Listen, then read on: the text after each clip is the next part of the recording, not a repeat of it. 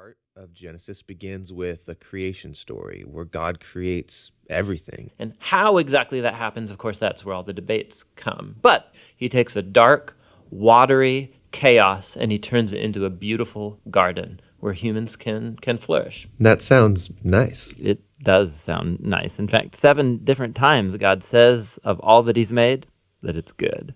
And this is where we meet the first human characters in the Bible, Adam and Eve. They're both individual characters, but they're also representative. Adam is the Hebrew word for humanity, and Eve is the Hebrew word for life.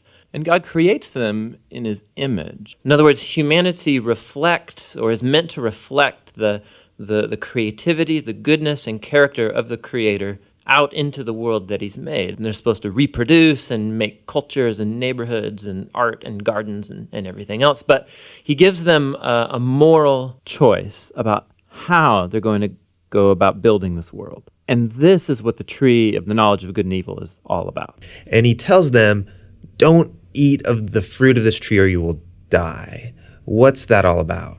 So up till now, God has been the one defining and providing what is good. And so God is the one with the knowledge of good and evil. But now this tree represents a choice. Will the humans trust God's definition of good and evil, or are they going to seize the opportunity and define good and evil for themselves? And Adam and Eve eat the fruit. This is the core biblical explanation for that concept of sin, that desire to call the shots myself.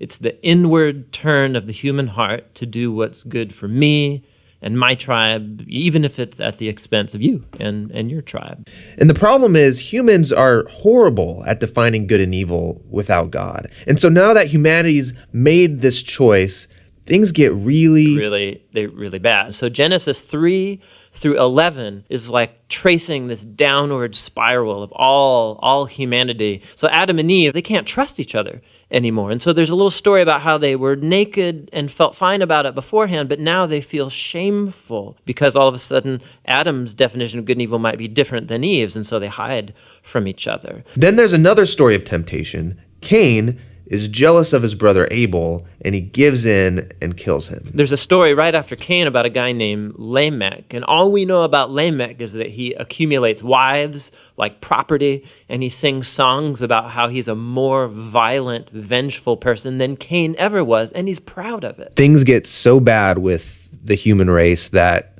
we see God decide to just wipe us out. Yeah, we typically think of the flood story is about God being angry, but it actually begins with God's sadness and grief about the state of his world. And so out of his passion to preserve the goodness of his world, he washes it clean with the flood. But there's a glimmer of hope. He chooses Noah and his whole family, and he saves them on this boat. Yeah, don't forget about the animals. Right, and the animals. So Noah and his family are going to reboot all of humanity. I mean, he must be a pretty great guy. But this is the story most people don't know because it's kind of weird, is that Noah gets off the boat and he plants a vineyard and he gets totally plastered. And then something sketchy happens in his tent with his son. It's a tragic story. So from here, humanity grows again, but things are as bad as before. And the last story is the famous story of the Tower of Babel. And in this story, you have all of the nations uniting together to use this new technology they have, the brick. And they want to make a name for themselves and build this big city with a huge tower that will reach up to the gods. But God knows that this city will be a nightmare. And so in his mercy, he scatters them. And all of these stories, they're underlining the same basic idea. When humans seize autonomy from God, when they define good and evil for themselves, it results in a world of tragedy and death. And this leaves you wondering, is there any hope for humanity? Yes, yeah, there is. It's the very next story that answers that question. It's the beginning of God's mission to rescue and restore his world.